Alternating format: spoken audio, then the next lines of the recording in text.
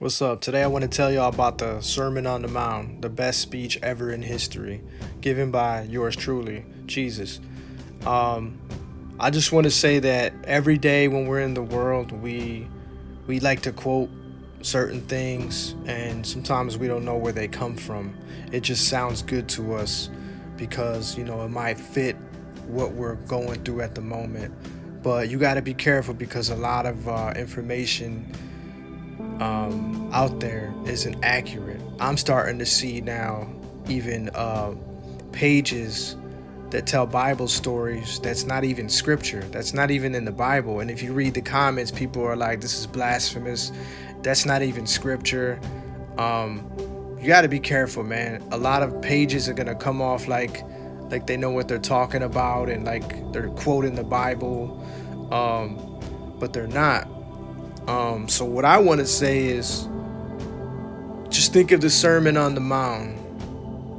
Sermon on the Mount. Remember that. If you never heard of it, never read it, go read it. Go watch it on YouTube. It's there if you don't feel like reading. But the Sermon on the Mount is like the best speech ever given in the history of mankind on earth. And it's from Yahusha, from Yeshua, Jesus. Everybody knows who that is. So what I'm trying to say is don't be indoctrinated with like pagan ways, foreign ways. And what I mean by that is there's a lot of analogies, metaphors out there that sound good, and they do give good advice, because even I listen to other things besides the Bible. But I always at the end, I measure it with my heart. Like, is this right for me? Is this wrong? Like, for example, you could still be a stoic man as long as it doesn't interrupt and come in between the relationship with you and God. It has, certain principles, it's from, who was it? Not Socrates, but Marcus Aurelius. Now, we all know who Marcus Aurelius was, right? Now, I don't think he was a Christian, but he had a lot of knowledge, but he ain't got the knowledge like the Bible. He doesn't have the wisdom like Solomon. Now, Solomon is from Proverbs. So if you want to know a lot of wisdom, go to Proverbs.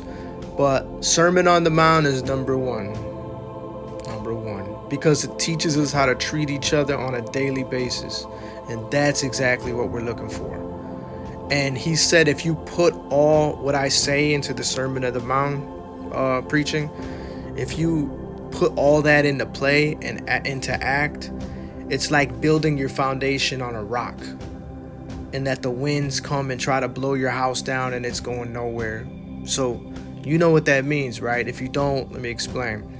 If you practice the words of Jesus and put them into play in your life, not just read them, you have to perform these things, you have to act on these things, then your foundation would be like a solid rock. Your foundation ain't going nowhere. That means nobody can knock you over. Nobody can get over on you. The devil can't mess with you. He can try, but even in the Sermon on the Mount, it talks about temptation. Our Father, the prayer, like our daily bread. Think about that too, Basically, it's about how we treat each other. We should start treating each other good, but with love. Those who hate us, persecute us, talk about us, man, stop. Don't try to argue with them. Don't waste your time. People who don't like you, they don't respond to you, man. We don't care.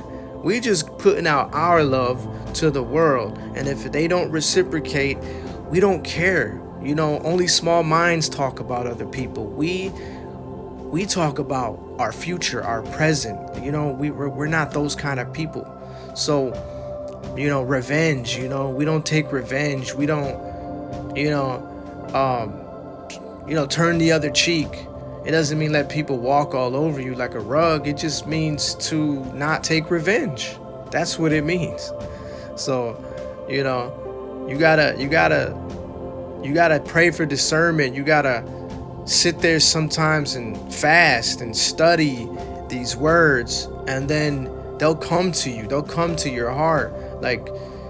And and you'll be able to know what it means, how to interpret things instead of leaning to your own understanding. So I encourage y'all to read the Sermon of the Mount a few times or watch it. It's inspirational to watch. It comes with pictures and whatnot too.